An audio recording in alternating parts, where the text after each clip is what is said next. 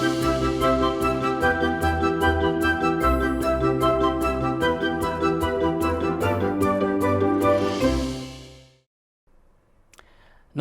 आप सभी का स्वागत है मनी 9 के खास शो हेलो मनी 9 में और मैं हूं आपके साथ सिमरनजीत सिंह।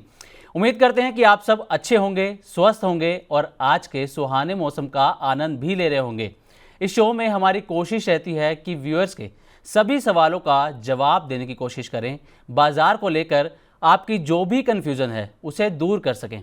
इसके लिए हर दिन अलग अलग मार्केट के दिग्गजों को अपने शो में लाने की कोशिश भी करते हैं ताकि आपको बाजार संबंधित सही जानकारी मिल सके। आज भी हमारे मेहमान खास होने वाले हैं, लेकिन आपको अपने गेस्ट से रूबरू करवाने से पहले बाजार का हाल बता देते हैं। तो आज हफ्ते का पहला कारोबारी दिन और पहले दिन की शुरुआत हुई है बाजार में तेजी के साथ। 13 जून यानी शुक्रवार को बाजार की गिरावट के बाद आज मार्केट में पॉजिटिविटी नजर आ रही है। अलग अलग इंडेक्सेस की बात की जाए तो Nifty, Sensex, Nifty bank, Nifty IT में तेज़ी देखने को मिल रही है। अब इंडेक्स वाइज अगर हम नज़र डालें तो निफ्टी में आज 207 अंकों की तेज़ी देखने को मिल रही है। फिलहाल सेंसेक्स में 628 अंकों की यहाँ पर तेज़ी नज़र आ रही है। इसके अलावा निफ्टी मिड कैप करीब करीब आधा % तेज़ी के साथ कारोबार कर रहा है। स्मॉल कैप मामूली गिरावट इसमें देखी जा रही है। निफ्टी आईटी में करीब करीब 1.5% की तेज़ी है और निफ्टी बैंक भी आधा % की तेज़ी के साथ कारोबार करता हुआ फिलहाल नज़र आ रहा है। तो ये तो थी बाजार की मौजूदा स्थिति। अब बात कर लेते हैं गेनर लूज़र पर। तो सबसे पहले नजर डालते हैं निफ्टी के गेनर्स पर। इसमें पहला नाम आता है एसबीआई लाइफ इंश्योरेंस का, उसके बाद एचडीएफसी लाइफ, अल्ट्राटेक सीमेंट और इसके बाद नाम आता है सिप्ला का। अब बात करते हैं निफ्टी लूजर्स की। तो निफ्टी लूजर्स में पहला नाम आता है टाटा मोटर्स का। इसमें आज अच्छी खासी गिरावट देखने को मिल रही है। अगला नाम है डॉक्टर रेड्डीज लैब का, सन फार्मा और अडानी पोर्ट्स। इनमें भी आज तेज़ गिरावट देखने में नज़र आ रही है। अब निफ्टी मिड कैप गेनर्स की बात की जाए तो इसमें पीआई इंडस्ट्रीज पहला नाम है। इसमें करीब करीब 4.5% की तेज़ी यहाँ पर नज़र आ रही है। दूसरा नाम है आईजीएल जिसमें करीब करीब 3.5% का गेन है। केपीआईटी टेक करीब करीब 3.25% की तेज़ी और मैक्स फाइनेंशियल 2.25% की तेज़ी 2.5% की यहाँ पर देखने को मिल रही है। अब बात करते हैं निफ्टी मिड कैप लूजर्स की। तो लूजर्स में पहला नाम आता है पीबी फिनटेक का। पीबी फिनटेक में आपको बता दें कि 1 से 1.25% के बीच की यहाँ पर गिरावट नज़र आ रही है। पेट्रोनेट एलएनजी 1% की इसमें गिरावट देखने को मिल रही है। आईआरसीटीसी में करीब करीब 1% की गिरावट और पेज इंडस्ट्रीज़ में करीब करीब 1% की गिरावट यहाँ पर देखने को मिल रही है। अब आते हैं स्मॉल कैप पर। तो स्मॉल कैप अगर गेनर्स की बात की जाए तो इसमें पहला नाम आता है अतुल लिमिटेड का जिसमें 4.5% गेन यहाँ पर नज़र आ रहा है। एस्टर डीएम हेल्थ 3.5% की तेज़ी, एमसीएक्स इंडिया करीब करीब 2.5% की तेज़ी और केईसी इंटरनेशनल में करीब करीब 2.5% की तेज़ी देखने को यहाँ पर मिल रही है। तो आज के सवाल जवाब का सिलसिला हम शुरू करें उससे पहले एक बारी स्मॉल कैप लूज़र पर भी नज़र डाल लेते हैं। इसमें पहला नाम आता है टाटा टेली सर्विसेज का, अगला नाम है आईटीआई, एचएफसीएल और नेटको फार्मा जिसमें यहाँ पर गिरावट देखने को मिल रही है। तो आज के सवालों का सिलसिला शुरू करें उससे पहले आपको एक बार बता देते हैं कि अगर आपका भी कोई सवाल है तो आप हमारे व्हाट्सएप नंबर पर मैसेज करके अपना सवाल पूछ सकते हैं। इसके अलावा money9query@gmail.com पर भी आप हमें मेल करके सवाल पूछ सकते हैं। व्हाट्सएप के लिए आपको 9311121874 पर मैसेज करना है और व्हाट्सएप और ईमेल के अलावा आप social media platform x, Facebook और यूट्यूब पर कमेंट करके भी हमसे अपने सवाल पूछ सकते हैं। तो ये तो ही मार्केट के आज का हाल और आपको गेनर लूजर्स इसके बारे में भी हमने जानकारी दी। अब सवाल और जवाबों का सिलसिला शुरू करें। पहले आपको अपने गेस्ट से रूबरू कराते हैं। आज हमारे गेस्ट हैं एडिलटेक स्टॉक मार्केट रिसर्च के फाउंडर आदित्य अरोड़ा। आदित्य जी बहुत बहुत स्वागत है आपका। बहुत बहुत धन्यवाद। थैंक यू सो कैसे मच हैं फॉर सर आप? Having me on. एकदम बढ़िया हूँ। बाजार का मूड माहौल अच्छा है और हमारा भी इस हिसाब से आज मूड माहौल काफी अच्छा है। तो जी, अच्छे संकेत पे शुरुआत हो रही है। बाजार को सर किस तरह देख रहे हैं? आज तो बाजार में तेज़ी देखने को मिल रही है, तो निफ्टी सेंसेक्स आपके हिसाब से कहाँ जा सकता है? इस हफ्ते बाजार कैसा रह सकता है सर? आई थिंक बाजार एक रेंज बाउंड तरीके से काम कर रहा है। नीचे से एक अच्छा बाइंग देखने को मिल रही है, काफी रेजिलियंस देखने को मिल रहा है। ऑल्दो आप देखेंगे तो काफी सारी बुरी खबरें बाजार को हैरान कर रही है, चिंता में ला रही है। जैसे डोमेस्टिक फ्रंट पे देखें तो एयरक्राफ्ट क्रैश की न्यूज देख लीजिए, ग्लोबल फ्रंट पे देख लीजिए, ईरान इसराइल की न्यूज देख लीजिए, तो भी आज बाजार में काफी स्ट्रेंथ है। निफ्टी 200 पॉइंट प्लस है, तो इससे दिखता है कि अंडरलाइन करंट जो बाजार में वो काफी स्ट्रांग है। और बाय ऑन डिप्स की रणनीति बिल्कुल फॉलो करनी चाहिए। तो नीचे की साइड जो इंपॉर्टेंट सपोर्ट है वॉच आउट करने चाहिए। इस माहौल में विक्स बढ़ा हुआ है तो रेंज बड़ी हो सकती है। तो नीचे की साइड जो सपोर्ट वॉच आउट करना चाहिए वो है 24,000 से लेके 24,500, यहाँ दो लेवल पे बाय ऑन डिप्स की रणनीति मेंटेन रखें। और ऊपर की साइड जो इम्पोर्टेंट रेजिस्टेंस है बाजार के लिए वो है 25,200 से लेके 25,400। तो ओवरऑल मुझे लगता है बाय ऑन डिप्स की रणनीति है और मौके ढूंढने चाहिए स्टॉक्स एक्यूमुलेट करने के। जी।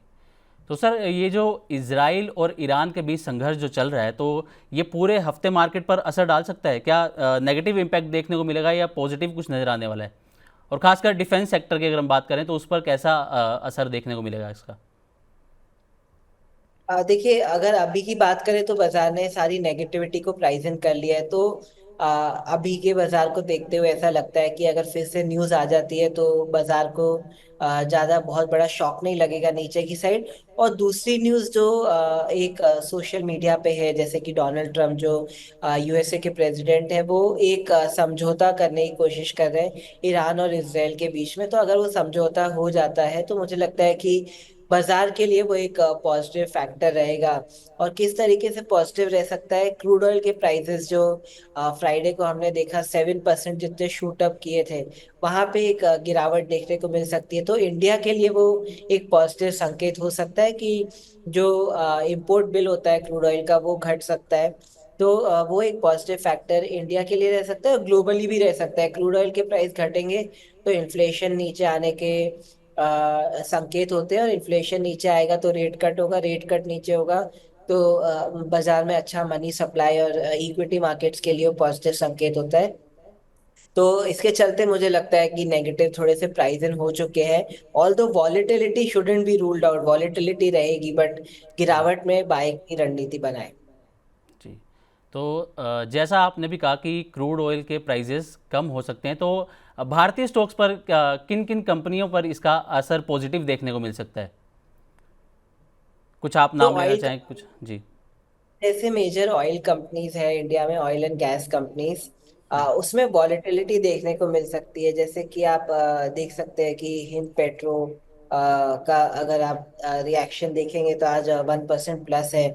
ये स्टॉक को वॉच आउट करना चाहिए। स्टॉप लॉस यहाँ पे एक रिस्क मैनेजमेंट के लिए 360 का लगाना चाहिए, और ऊपर के संकेत, ऊपर के यहाँ पे लेवल्स वॉच करने चाहिए 400 से लेके 420 के।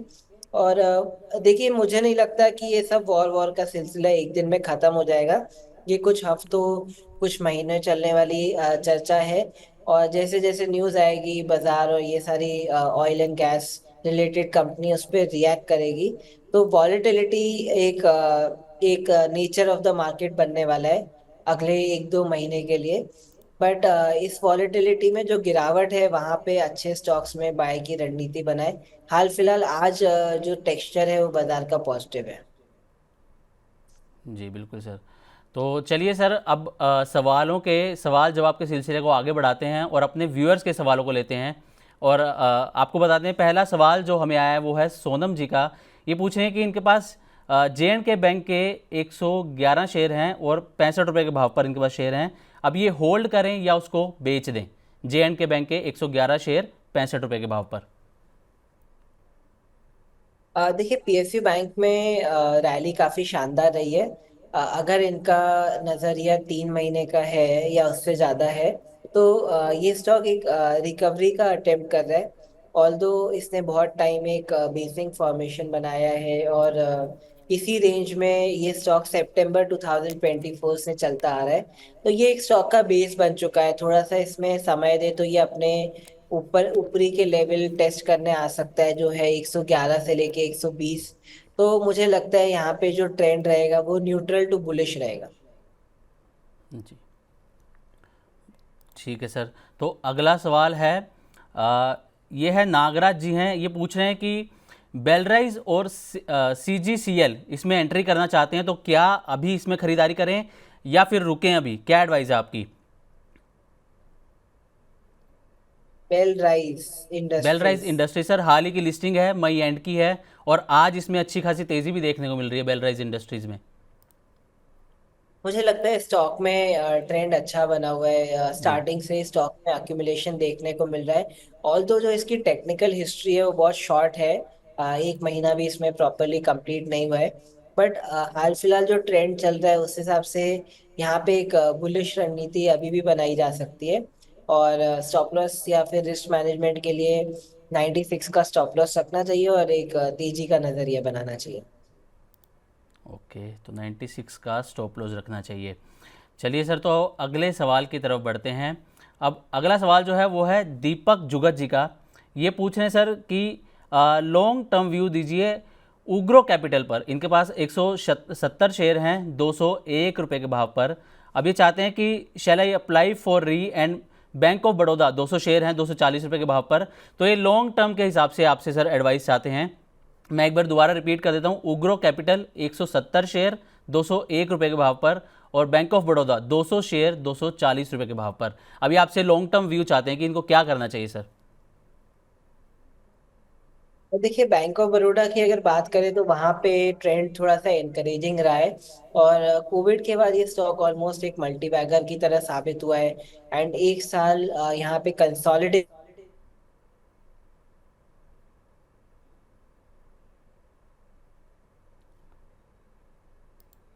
जी, तो गेस्ट से थोड़ा सा कनेक्ट करने में दिक्कत आ रही है। जब तक हम मार्केट के हाल पर एक बारी दोबारा से आपको बताते हैं कि मार्केट कैसी चल रही है। तो गेस्ट हमारे जुड़ गए हैं। जी सर, आप प्लीज़ कंटिन्यू कीजिए। जी बिल्कुल, देखिए यहाँ पे बैंक ऑफ बड़ौदा में काफी शानदार ट्रेंड रहा है। कोविड के बाद ये स्टॉक में काफी अच्छी तेजी देखने को मिली है और वन साइड मूव देखने को मिला। बट रिसेंटली एक साल से यहाँ पे एक कंसोलिडेशन देखने को मिल रहा है, जो एक अच्छा संकेत है कि एक तेजी के बाद स्टॉक टाइम ले रहा है अपने गेन्स को डाइजेस्ट करने का। और उसके बाद यहाँ पे एक रिजम्पशन ऑफ अपर ट्रेंड हम देख रहे हैं रिसेंटली। जो रैली है वो वापस से उसमें मोमेंटम बन रहा है। तो मुझे लगता जी है कि बैंक ऑफ बड़ौदा एक अच्छा कैंडिडेट है in the long run. But Ugro Capital में थोड़ा सा वेट एंड वॉच की रणनीति करें। But Bank of Baroda overall Nifty PSU basket की तरह काफी अच्छा परफॉर्म कर रहे हैं। ठीक है सर। अगला क्वेश्चन है हमारा राहुल दास जी का। ये पूछ रहे हैं कि इन्होंने GRSE के GRSE और कोचिन शिपयार्ड के शेयर ले रखे हैं। GRSE है 3045 के भाव पर, और कोचिन शिपयार्ड जो है वो है 2185 पर। तो ये आपसे इसका स्टॉप लॉस टारगेट प्राइस ये जानना चाहते हैं सर। देखिए रिसेंटली डिफेंस स्टॉक काफी चर्चा में रहे हैं जिस तरीके से ग्लोबल न्यूज बन रही है। और इसके चलते यहाँ पे जो ट्रेंड है वो थोड़ा सा वोलेटाइल रहा है। GRSE की आपने बात करी और दूसरा स्टॉक कोचिन शिपयार्ड। दूसरा स्टोर सर कोचिन शिपयार्ड का। बिल्कुल, देखिए कोचिन शिपयार्ड में मैं कहूँगा कि अभी थोड़ा सा डिप्स का इंतजार करें। एक वहां से 2000 के लेवल यहाँ पे अच्छे लेवल रहेंगे अक्यूमुलेट करने के लिए। और स्टॉप लॉस यहाँ पे रहना चाहिए 1800 का। ओवरऑल मुझे लगता है कि डिफेंस स्टॉक में वॉलेटिलिटी ज़्यादा है, तो और जो राइज देखने को मिला है 1200 से लेके 2400 लास्ट 2-3 महीने में, तो मुझे लगता है थोड़ा सा यहाँ दोनों स्टॉक में वेट एंड वॉच की थोड़ी सी रणनीति बनाए। स्टॉक को स्टेबल होने दे, ब्रेकआउट का इंतजार करें, फिर जी एक प्रॉपर एंट्री करें। अदरवाइज यहाँ पे मैं एक बाय ऑन डिप्स का नजरिया रखूंगा।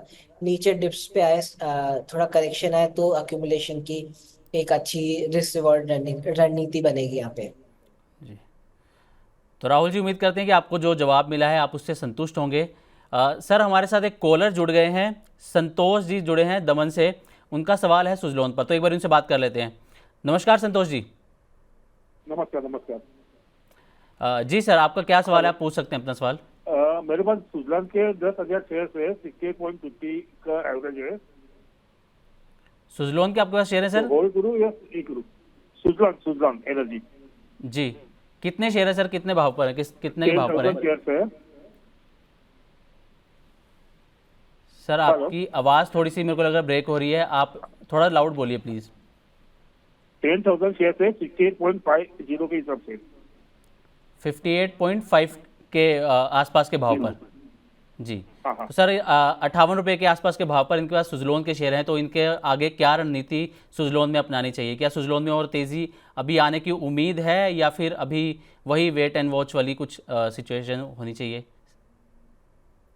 देखिए स्टॉक बहुत अच्छा परफॉर्म किया लास्ट 2-3 साल में, बट रिसेंटली लास्ट एक ईयर से जो एनर्जी स्टॉक में हाइप है वो इस तरीके से बढ़ गया था कि बाजार ने थोड़ा सा टाइम लिया कि अपने गेन्स को डाइजेस्ट करे, कंसोलिडेशन करे, फिर एक नई चाल बनाए। तो 1 साल से यहाँ पे कंसोलिडेशन था, अभी मुझे लगता है कि कंसोलिडेशन से बाहर निकल रहा है। तो इसकी धीमी चाल रह सकती है, बट ओवरऑल ट्रेंड जो है थोड़ा सा कंस्ट्रक्टिव और पॉजिटिव है। तो यहाँ पे एक तेजी, न्यूट्रल टू बुलिश स्टैंस बनाए, तेजी का नजरिया बनाए, बट चाल थोड़ी सी धीमी हो सकती है। रिस्क मैनेजमेंट के लिए 55 को स्टॉप लॉस रखें।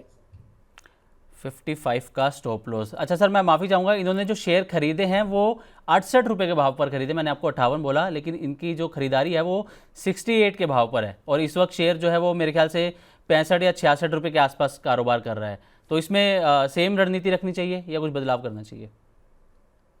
देखिए मुझे लगता है कि जैसे मैं बोल रहा था कि थोड़ी धीमी चाल रह सकती है, अपसाइड ट्रेंड कंस्ट्रक्टिव और पॉजिटिव ही है, बट धीरे धीरे करके स्टॉक एक अपसाइड का ट्रेंड बना रहा है। तो ओवरऑल अपसाइड का ही व्यू रखना चाहिए यहाँ पे।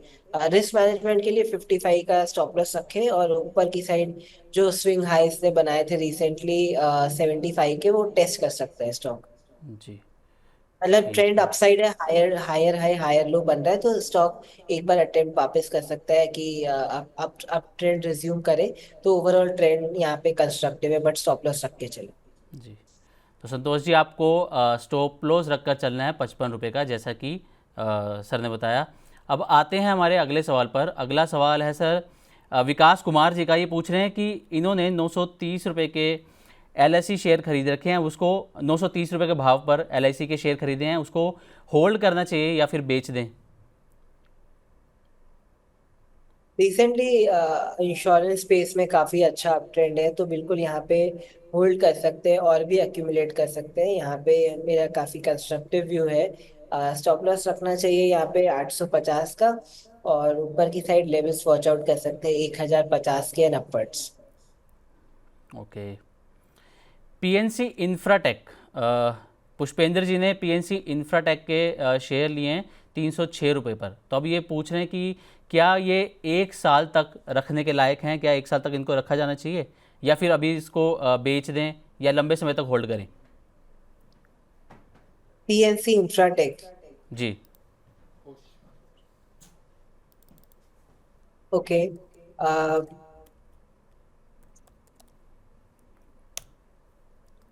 देखिए स्टॉक में काफी लंबा चौड़ा करेक्शन रहा है। 550 से स्टॉक ऑलमोस्ट 250 आ चुका है, तो मैं कहूंगा कि यहाँ पे तेजी में निकलने के मौके ढूंढे। मैं यहाँ पे लॉन्ग टर्म में बहुत कंस्ट्रक्टिव नहीं हूँ। ओके। तो मतलब इनको शेयर्स बेच के निकल जाना चाहिए इसमें से? सेल ऑन राइज की यहाँ पे रणनीति रखनी चाहिए। Overall stock lower high lower लो पैटर्न बना रहे, तो यहाँ पे फंडामेंटली जो चीजें हैं बहुत स्ट्रांग नहीं लगती है। जी। ठीक है। अगला सवाल सर रेमको सिस्टम्स और प्रिकोल लिमिटेड में है कि किस प्राइस में एंट्री करनी चाहिए, और 2025 एंड तक टारगेट क्या रख सकते हैं? रेमको सिस्टम्स एंड प्रिकोल लिमिटेड, रितेश जी का सवाल है ये। देखिए यहाँ पे रैमको सिस्टम जो है स्टॉक एक अच्छा कंसोलिडेशन बना के अपर ट्रेंड रिज्यूम कर रहा है। ऑल्दो इसने अपना रेजिस्टेंस ब्रेक नहीं किया है। जो जी। इसका रेजिस्टेंस है वो प्लेस्ड है 500 रुपीज पे। तो जब स्टॉक 500 का जो इम्पोर्टेंट रेजिस्टेंस है वहां पे ब्रेक करने के बाद यहाँ पे एक अच्छी तेजी देखने को मिल सकती है। ऊपर की साइड जो रेजिस्टेंस है वो है 600 से लेके 650। तो एक बार ओके। स्टॉक अपना जो रेजिस्टेंस ब्रेक करता है फिर यहाँ पे अच्छा ट्रेंड बनेगा, अदरवाइज यहाँ पे एक न्यूट्रल ट्रेंड है। ओके। हमारे साथ सर अगले कॉलर भी जुड़ गए हैं। जिनका नाम है प्रभाकर, ये मुंबई से बात कर रहे हैं। नमस्कार प्रभाकर जी। हाँ नमस्कार सर, मैंने 2 भेजा था ऑलरेडी क्वेश्चन। एक जी तो सर, आप टाटा पूछिए अपना सवाल, केमिकल है, पूछिए सर। एक तो टेक महिंद्रा जी 1505 का बनेगा 700 और टाटा केमिकल 930,000 से। टाटा केमिकल के आपके पास 900 शेयर हैं, किस भाव पर सर? 930 पे 1000 शेयर है। 930 रुपये के भाव पर 1000 शेयर हैं आपके पास टाटा केमिकल्स के। हाँ जी जी जी ठीक है। और दूसरा टेक महिंद्रा के 700 शेयर हैं 1505 के भाव पर। करेक्ट। ठीक है। तो सर क्या करना चाहिए इनमें प्रभाकर जी को?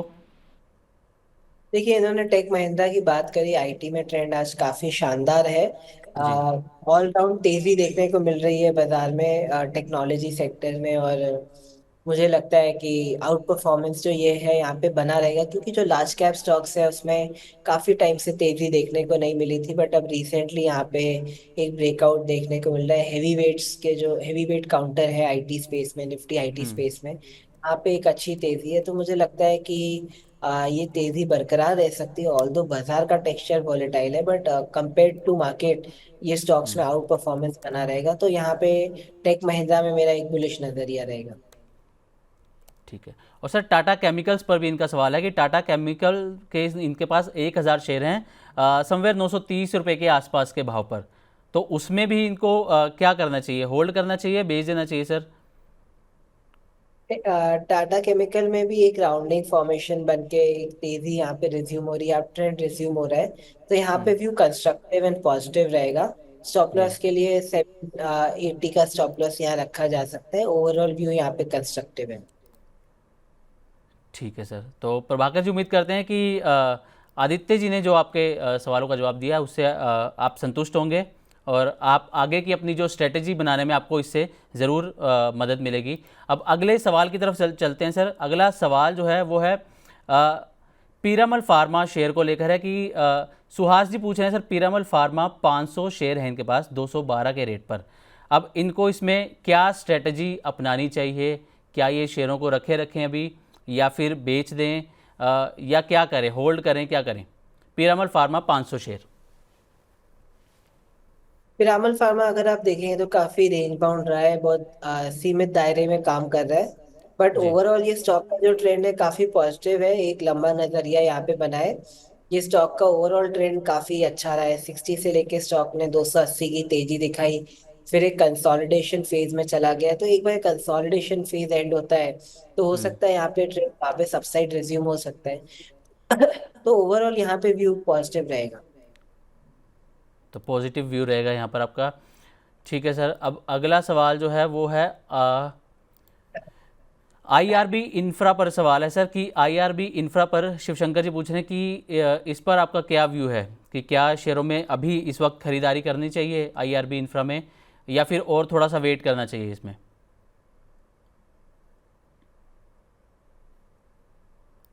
जी, ये मेरे सिस्टम में आ नहीं रहा है, तो आई थिंक मैं इसका टेक्निकल व्यू नहीं दे पाऊंगा। ओके हम्म। ठीक है, कोई नहीं सर। अगला सवाल हम अपने व्यूअर का लेते हैं। अगला सवाल सर, पहले हम लेने से पहले थोड़ा सा एक बार ही दोबारा मार्केट पर भी एक बार नज़र डाल लेते हैं। मार्केट की जो इस वक्त स्थिति है, मार्केट में तो तेज़ी नज़र आ ही रही है। निफ्टी में 226 अंकों की तेज़ी है। सेंसेक्स 691 यानी कि करीब करीब 700 अंकों की तेज़ी के साथ कारोबार कर रहा है। निफ्टी बैंक में 363 अंकों की तेज़ी देखने को मिल रही है फिलहाल, और निफ्टी आईटी में शानदार 722 अंकों की जो है वो तेज़ी यहाँ पर नज़र आ रही है। तो सर मार्केट का इस हफ्ते क्या रिस्पॉन्स हम उम्मीद कर सकते हैं? व्यूअर्स जो हमारे देख रहे हैं वो भी ये जानना चाहते हैं कि इस हफ्ते क्या दाव लगाना चाहिए मार्केट पर, या जो फिर जियोपॉलिटिकल टेंशन्स जो चल रही हैं, या फिर और जो हालात चल रहे हैं बाज़ार को लेकर, तो उसमें क्या फ़िलहाल रणनीति मार्केट में अपनानी चाहिए? देखिए, इस बाजार में आप ऐसा उम्मीद नहीं कर सकते कि आज लेंगे और कल बेच देंगे, क्योंकि आपको नहीं जी पता कि रात को इस तरीके की खबर आ सकती है। खबर बिल्कुल। पॉजिटिव भी हो सकती है, नेगेटिव भी हो सकती है। ये बाजार थोड़ा सा टेक्निकल स्ट्रक्चर के अलावा न्यूज को भी फॉलो कर रहा है, जो काफी हद तक डायनेमिक और अनसर्टेन है। कभी पॉजिटिव न्यूज भी आपको देखने को मिल रही है, नेगेटिव भी न्यूज देखने को मिल रही है।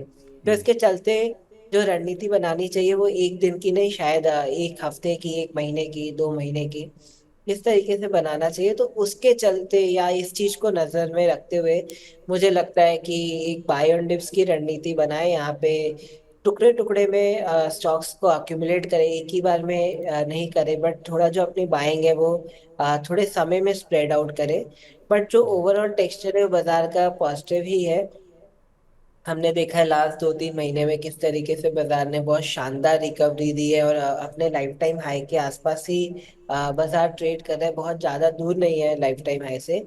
तो ये एक अंडरलाइन स्ट्रेंथ बताता है बाजार की। और ऊपर से आप देखेंगे तो जो लार्ज कैप्स है, निफ्टी के लार्ज कंपोनेंट्स है, वहां पे एक फ्रेश लेग ऑफ रैली चालू है हेवी वेट्स में। तो ये सबको अगर हम कंसिडर करेंगे तो ओवरऑल टेक्सचर बाजार का पॉजिटिव है, और टुकड़े टुकड़े में बाय करके चले, एक अच्छा रिवॉर्डिंग टाइम आगे आ सकता है। सर निफ्टी के हाई बनाने के कितने चांसेस है? क्या निफ्टी जल्द ही हाई बना सकता है अपना नया? जैसा कि मैंने बताया कि अभी 25,000 निफ्टी चल रहा है। अगर आप जी। अपने जो निफ्टी का ऑल टाइम हाई देखेंगे तो वो बहुत ज्यादा दूर नहीं है। जो लाइफ टाइम हाई निफ्टी ने लगाया था 25,227 का लगाया था, मतलब सिर्फ 300 पॉइंट दूर है, डेढ़ जी। परसेंट भी नहीं हुआ। तो मुझे लगता है कि अच्छी प्रोबेबिलिटी है, स्टैटिस्टिकली अगर बात करें अच्छी प्रोबेबिलिटी है कि बाजार अपना एक 52 वीक हाई लगाए, क्योंकि जो ट्रेंड रहा है वो हाई रहा है, हाई लो पैटर्न रहा है, वो टेक्निकली काफी पॉजिटिविटी बताता है। तो ग्लोबल बाजार भी सपोर्ट कर रहे हैं, तो इसके चलते मुझे लगता है कि ज्यादा चांसेस है कि बाजार ऊपर जाए वर्सेस बाजार नीचे जाए।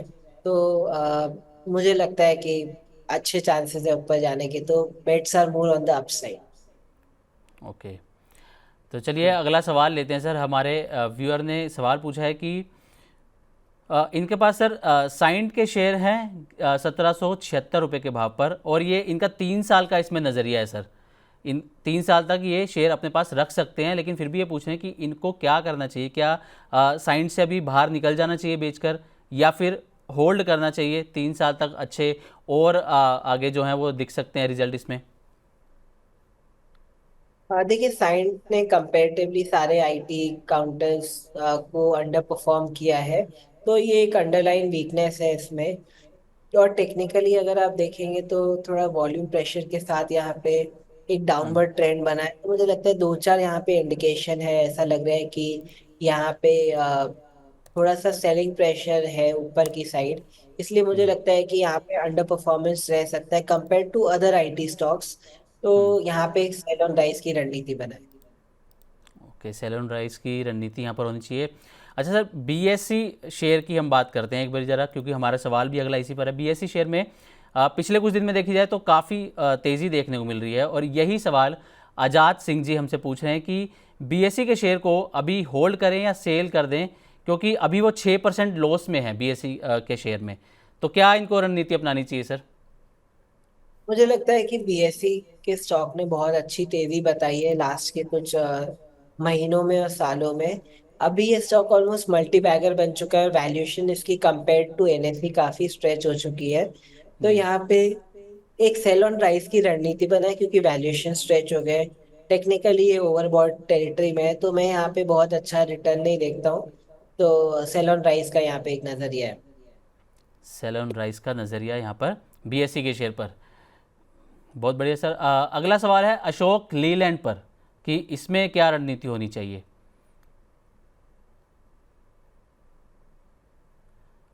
अशोक लीलैंड के इनके पास शेयर्स हैं, और इनके ये होल्ड भी कर सकते हैं। इनको नज़रिया इनका अच्छा खासा है। ब्रेव नॉलेज इनका नाम है यूट्यूब हैंडल का। वो पूछ रहे हैं कि Ashok buy on Leyland dips की के। रणनीति रख सकते हैं ओवरऑल यहाँ। जी।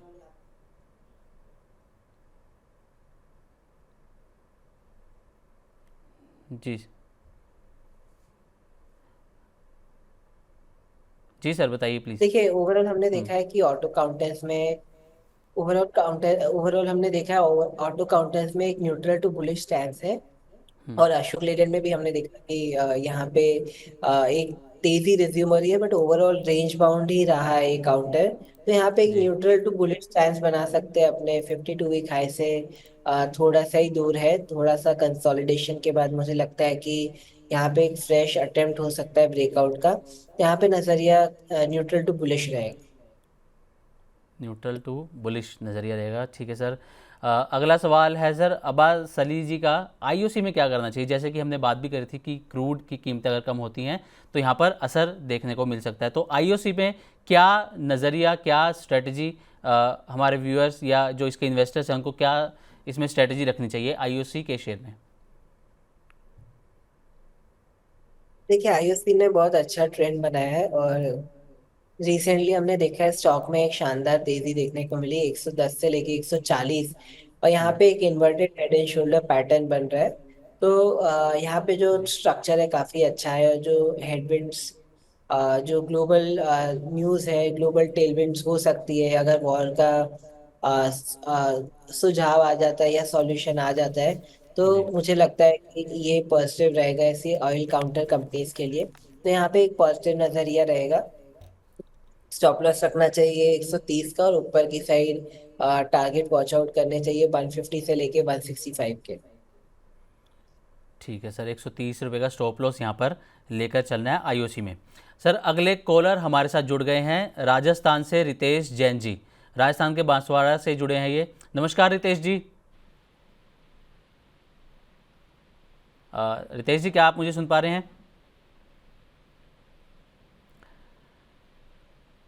लगता है शायद उनसे कांटेक्ट नहीं हो पा रहा रितेश जी का। सर दरअसल सवाल ये है कि उनके पास ओबेरॉय रियल्टी के 50 शेयर हैं 1920 रुपये के भाव पर, तो क्या इसमें अभी होल्ड करके रखें या बेच दें, या और शेयरों की खरीदारी इसमें कर सकते हैं? सर ये रितेश जी का सवाल है। ओवरऑल रियलिटी का ट्रेंड एक अच्छा ट्रेंड बन रहा है। यहाँ पे एक बेसिंग फॉर्मेशन के बाद यहाँ पे एक नई तेजी देखने को मिल रही है। तो यहाँ पे होल्ड का नजरिया रहेगा, थोड़ा सा बाजार मोमेंटम पकड़ेगा तो रियलिटी काउंटर्स में भी तेजी लौट सकती है। तो ओवरऑल यहाँ पे भी होल्ड का है। ओके, तो यहाँ पर होल्ड करना चाहिए इनको। टाटा टेक के 759 शेयर्स हैं, यूपीएससी एस्पिरेंट्स इनका यूट्यूब हैंडल है जो हमसे सवाल पूछ रहे हैं। टाटा टेक के 759 शेयर्स इनके पास हैं, इनको इसमें क्या करना चाहिए सर? टाटा टेक में क्या स्ट्रेटेजी इनको अपनानी चाहिए आने वाले समय के लिए? देखिए, टाटा टेक ने काफी करेक्शन दिया है। 1400 से स्टॉक ऑलमोस्ट 600 टच किया, और वहां से एक अच्छी तेजी की यहाँ पे ट्रेंड बन रहा है। वॉल्यूम अक्यूमुलेशन अच्छा है, तो इस लेवल पे रिस्क रिवॉर्ड काफी फेवरेबल है। यहाँ पे एक तेजी का व्यू बनाया जा सकता है। स्टॉप लॉस रखना चाहिए 600 का, और ओवरऑल नजरिया पॉजिटिव रहेगा इधर। बिल्कुल, तो टाटा टेक पे ओवरऑल जो आदित्य जी का नज़रिया है वो है पॉजिटिव। अगला सर पेटीएम होम स्टडी, इनका भी यूज़र हैंडल है यूट्यूब का। ये पूछ रहे हैं कि पेटीएम के 892 रुपये के भाव पर शेयर इन्होंने ख़रीदे हैं, तो अभी इनको पेटीएम में क्या स्ट्रेटजी अपनानी चाहिए? देखिए, पेटीएम काफी वॉलेटाइल काउंटर रहा है। इसने पहले एक लंबा चौड़ा करेक्शन भी देखा, फिर बाद में रिकवरी देखी। जी। अब स्टॉक कंसोलिडेशन में फंस चुका है, तो यहाँ पे एक न्यूट्रल नजरिया अंडर स्टॉक में 1100 के ऊपर एक ब्रेकआउट देखने को नहीं मिलता। यहाँ पे एक न्यूट्रल व्यू रहेगा। ठीक है। जतिन अग्रवाल जी सर पूछ रहे हैं कि इनको विप्रो अंबुजा सीमेंट्स, क्या ये शेयर्स अभी बाय करने चाहिए? क्या इनमें कुछ उम्मीद है आगे तेज़ी आने की? विप्रो अंबुजा सीमेंट्स। बिल्कुल, आप देखेंगे तो सारे आईटी काउंटर में आज अच्छी तेजी है, और विप्रो भी काफी नीचे के लेवल से अभी अवेलेबल है। जी। इस लेवल से मुझे लगता है कि रिस्क रिवॉर्ड काफी फेवरेबल है, और हो सकता है जैसे कि बाकी सारे आईटी काउंटर अपने 52 वीक हाई के आसपास आ गए, स्विंग हाई के आसपास आ गए। मुझे लगता है ये स्टॉक में भी रिकवरी आ सकती है, और इसका जो रीसेंट स्विंग हाई था वो 320 का था। तो बाकी सब स्टॉक की तेजी को मैच करते हुए ये स्टॉक में भी एक अच्छी सी तेजी लौट सकती है। तो ओवरऑल यहाँ पे नजरिया पॉजिटिव रहेगा, यहाँ पे नेगेटिव नजरिया नहीं है एज ऑफ नाउ, क्योंकि जो सेंटिमेंट्स ओवरऑल आईटी सेक्टर में वो काफी इम्प्रूव होते हुए दिख रहे हैं ड्रास्टिकली। तो यहाँ पे एक तेजी का ही नजरिया रखें आप। अच्छे चांसेस है कि यहाँ पे आईटी में तेजी बरकरार रहे। तो चलिए सर, इस वक्त आपको हम लाइव अपडेट दे दें कि हमें इस वक्त 200 से ज़्यादा लोग देख रहे हैं। और अगर आपका भी कोई स्टॉक्स को लेकर, शेयर मार्केट को लेकर कोई सवाल है तो आप भी हमसे अपना सवाल पूछ सकते हैं। आप व्हाट्सएप के ज़रिए हमसे अपना सवाल पूछ सकते हैं। व्हाट्सएप नंबर है 9311121874। इस पर आप अपना सवाल भेज सकते हैं। इसके अलावा money9query@tv9.com पर भी आप अपने सवाल पूछ सकते हैं। Social media platform x, Facebook, Instagram, YouTube पर कमेंट के जरिए भी आप हमसे अपने सवाल पूछ सकते हैं। और हमारी कोशिश रहेगी कि आपके ज़्यादा से ज़्यादा सवालों का बेहतर और अच्छा एकदम आंसर आपको देने की कोशिश करें हमारे गेस्ट के ज़रिए।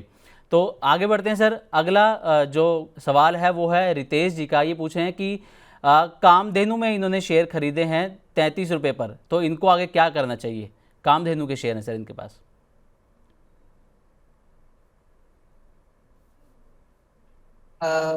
आई थिंक ये स्टॉक मेरे लिस्ट में नहीं आता, तो जी मैं इस पे एक्चुअली कुछ कमेंट नहीं कर पाऊंगा। ठीक है सर। KPIL के सर 17 शेयर हैं 962 रुपये के भाव पर, तो अभी ये होल्ड करना चाहिए या फिर सेल करना चाहिए? Kalpataru KPIL। Project, yes, Kalpataru project जी नाम से आ रहा है ये स्टॉक। एंड जी ये स्टॉक में अच्छी रिकवरी देखने को मिली। 800 से लेके स्टॉक ऑलमोस्ट अभी 1100-1200 के लेवल पे आ चुका है। और जी ओवरऑल जो स्टॉक का ट्रेंड रहा है काफी एनकरेजिंग रहा है। तो यहाँ पे काफी कंस्ट्रक्टिव व्यू रहेगा। मुझे लगता है कि आने वाले समय में स्टॉक अपने रेजिस्टेंस को भी टेस्ट कर सकता है, जो है 1300 से लेके 1400 का। तो जी। यहाँ पे एक व्यू पॉजिटिव रहेगा। रिस्क मैनेजमेंट के लिए 1000 का स्टॉप लॉस रखें। और ओवरऑल व्यू कंस्ट्रक्टिव है। ओके। अच्छा सर, बजाज फिनेंस के बारे में आपकी क्या राय है? क्योंकि अगर आज हम देखें तो शेयर 956 रुपये पर खुला है, लेकिन 13 जून को जब क्लोजिंग हुई थी तो 9331 रुपये के आसपास हुई थी। यानी कि आज 90% कम दाम पर ये खुला है। और इसका रीज़न जो है वो बोनस शेयर और स्टॉक स्प्लिट ये माने जा रहे हैं। तो इसको आप किस तरीके से देख रहे हैं सर, बजाज फिनेंस को? आई थिंक जो ओवरऑल अभी हम देखेंगे तो स्टॉक एडजस्ट हो जाएगा, चार्ट्स वार्ट सब एडजस्ट हो जाएंगे जी 2-3 दिन में। बट ओवरऑल जो ट्रेंड है एनबीएफसी में काफी पॉजिटिव है। मुझे लगता है 1-2 महीने के लिए स्टॉक में कंसोलिडेशन रह सकता है, बट ओवरऑल जो स्ट्रक्चर है स्टॉक का पॉजिटिव है। फाइनेंसिंग बैंकिंग स्पेस का जो ट्रेंड रहा है इस साल वो जी। एनकरेजिंग रहा है। मुझे लगता है कि थोड़ा कंसोलिडेशन का वेट करें और फ्रेश ब्रेकआउट का इंतजार करें, तो यहाँ पे ट्रेंड पॉजिटिव है। पॉजिटिव पॉजिटिव ट्रेंड यहाँ पर नज़र आ रहा है। अगला सवाल है सर, पेटीएम के लेकर दोबारा सवाल है कि पेटीएम के शेयर हैं इनके पास 25 शेयर हैं। और वही जो पहले जैसा हमने आपको बताया कि 900 रुपये के आसपास का इनकी ख़रीदारी है। तो इसमें ये क्या स्ट्रेटजी अपनाएं पेटीएम में? देखिए, पेटीएम में रिसेंटली स्टॉक में कोई ज्यादा प्राइस एक्शन नहीं है और स्टॉक एक रेंज में फंसा हुआ है। आज स्टॉक ने अपने सपोर्ट को टेस्ट किया 850 का। यहाँ पे रिस्क मैनेजमेंट के हिसाब से अगर स्टॉक 800 ब्रेक करता है तो यहाँ पे एक नेगेटिव नजरिया बनेगा। Otherwise stock neutral to bullish है। हो सकता है स्टॉक अपना वापस ऊपर की साइड 940 का जो कैप है वो भरने आ सकता है। तो यहाँ पे एक रेंज रेंज में हो गया कारोबार, सीमित दायरा हो गया। 800 का रहेगा स्टॉप लॉस। ट्रेंड रिवर्सल के लिए ये एक लेवल रहेगा। और ऊपर की साइड एक रिकवरी का लेवल मैंने बताया। तो यहाँ से neutral to bullish chance. Neutral to bullish chance है, ठीक है सर। साइकोटॉक्स इनका यूट्यूब हैंडल है सर। ये पूछ रहे हैं कि ट्रेडेंट पर आपका क्या व्यू है? फ्रेश एंट्री कब कर सकते हैं ट्रेडेंट पे? ट्राइडेंट जी की बात कर रहे हैं आप, स्टॉक की 30.4 जो चल रहा है। जी। अगर हम ट्राइडेंट की बात करें तो मुझे लगता है कि थोड़े दिन और पहले सर इसमें शानदार। इसी में मैं एक और सवाल जोड़ देना चाहूँगा कि ट्राइडेंट के धर्मेंद्र जी हैं, उन्होंने ट्राइडेंट के 5000 शेयर खरीद रखे हैं 44 रुपये के भाव पर। और ये लॉन्ग टर्म नज़रिया आपका चाहते हैं। तो आप दोनों सवालों का जवाब दे सकते हैं सर। दोनों सवाल ट्राइडेंट पे ही हैं एक्चुअली। बिल्कुल, देखिए यहाँ पे जो ट्रेंड है पॉजिटिव है। स्टॉक मल्टीपल अटेम्प्ट कर रहा है एक ब्रेकआउट के लिए। और मुझे लगता है कि यहाँ पे एक शानदार तेजी आ सकती है अगर 35 का लेवल एक बार ब्रेक हो जाता है। अदरवाइज ये लेवल सपोर्ट का लेवल है, 30 का जो लेवल है यहाँ पे एक सपोर्ट का लेवल है। यहाँ पे यूजुअली स्टॉक में डिमांड देखने को मिलती है। मुझे लगता है कि 35 ब्रेक होगा तो यहाँ पे बहुत अच्छा मोमेंटम बनेगा। अदरवाइज यहाँ पे एक न्यूट्रल टू पॉजिटिव स्टैंस है।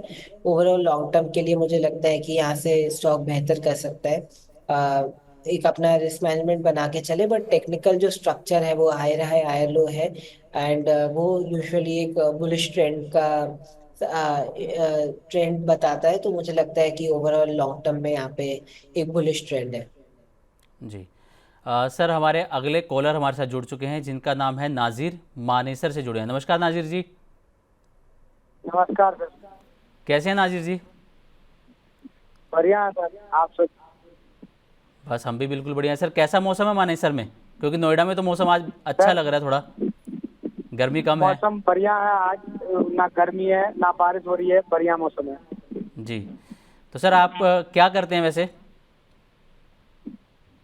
सर। इसमें मैं कंस्ट्रक्शन लाइन में काम करता हूँ।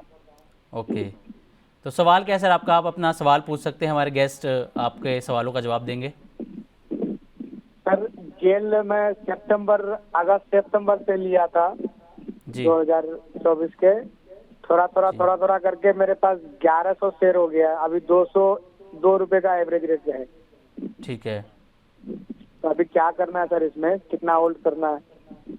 ठीक है। तो आदित्य सर, इनके पास गेल के शेयर हैं, 1100 शेयर हैं 202 रुपये के भाव पर। अभी जानना चाह रहे हैं नाजिर जी कि इनको आगे क्या करना चाहिए इसमें। देखिए ये साल काफी सारे पीएसयू काउंटर्स के लिए एक रेंज बाउंड साल रहा है। बट नीचे से काफी शानदार रिकवरी है, 150 से 190 आया है स्टॉक। और इसमें अच्छी तेजी 210 के लेवल के ऊपर के बाद देखने को मिल सकती है। तो जो ब्रेकआउट लेवल है स्टॉक के लिए वो है 210 का। एक बार 210 ब्रेक होता है तो यहाँ पे एक अच्छी तेजी आएगी। अदरवाइज एक यहाँ पे सीमित दायरे में काम हो रहा है, न्यूट्रल ट्रेंड है। तो 210 का वेट करें, वो ब्रेकआउट आएगा तो वहां पे एक अच्छी तेजी आ सकती है। ठीक है, तो नाजिर जी आप उम्मीद करते हैं कि आपको आदित्य जी ने जो सलाह दी है आपको अच्छी लगी होगी और आप उसी स्ट्रेटजी को अपना के फ्यूचर में अच्छा वहाँ पर गेन भी पा सकते हैं। अगला सवाल है सर जयदीप सिंह जी का कि इनके पास 626 के भाव पर एजेक्स इंजीनियरिंग के 100 शेयर हैं। तो इसमें इनको क्या करना चाहिए? क्या इसको अभी होल्ड करके रखें या बेच दें, या और नए शेयर भी इसमें खरीद सकते हैं ये? एक बार शेयर का नाम रिपीट करेंगे? Sir Ajax engineering. स्पेलिंग क्या है स्टॉक की? AJAX engineering. Okay, right. 604 का इसमें प्राइस चल रहा है। बट हाँ जी। रिसेंटली स्टॉक काफी अच्छा करेक्शन देखा है, 760 से लेके 604 का। ऑल्दो बाजार में ट्रेंड काफी पॉजिटिव रहा है, बट ये स्टॉक ने कंसिस्टेंट सेलिंग देखी है। तो मैं समझता हूँ कि ऊपर के लेवल से काफी सेलिंग प्रेशर बन के आ रहा है। तो यहाँ पे एक पॉजिटिव नजरिया नहीं रहेगा, बट सेल ऑन राइज का नजरिया रहेगा। तो यहाँ पे तेजी में निकलने की सोचें। तेज़ी में निकलने की सोचें एजेक्स इंजीनियरिंग से। ठीक है सर। भारत खोखर जी अगला सवाल पूछ रहे हैं, बजाज हाउसिंग फाइनेंस का इनका सवाल है। अभी हमने बजाज फाइनेंस की बात भी की थी। ये पूछ रहे हैं सर कि बजाज हाउसिंग फाइनेंस के 500 शेयर हैं इनके पास 124 रुपये के भाव पर आई थिंक, और ये लॉन्ग टर्म आपसे व्यू चाहते हैं कि लॉन्ग टर्म में क्या स्ट्रेटेजी होनी चाहिए इनकी बजाज हाउसिंग फाइनेंस को लेकर। देखिए स्टॉक जब से लिस्ट हुआ है तब से एक करेक्टिव फेज में है। और क्योंकि वैल्यूएशन इसमें काफी स्ट्रेच थे, इसलिए ये स्टॉक टाइम ले रहा है कि अर्निंग्स कैचअप हो जाए। बट जो स्टॉक है वो साइड में रहेगा तो वैल्यूएशन इसके सही लेवल पे आ जाएंगे। तो अगर आपका एक लंबा नजरिया है, थोड़ा ज्यादा ही कुछ सालों का लंबा नजरिया है, तो यहाँ पे एक पॉजिटिव नजरिया बना सकते हैं आप। उस हिसाब से यहाँ पे रिस्क रिवॉर्ड फेवरेबल है, क्योंकि इस स्टॉक में करेक्शन नहीं देखने को मिल रहा है बट कंसोलिडेशन देखने को मिल रहा है। तो जैसे अर्निंग कैचअप होगी, मुझे लगता है कि यहाँ पे एक रैली रिज्यूम हो सकती है, अप ट्रेंड रिज्यूम हो सकता है। तो जी long term, properly long term के हिसाब से स्टॉक अच्छा रहेगा। शॉर्ट टर्म में तो यहाँ पे हाल फिलहाल कोई ट्रेंड नहीं है।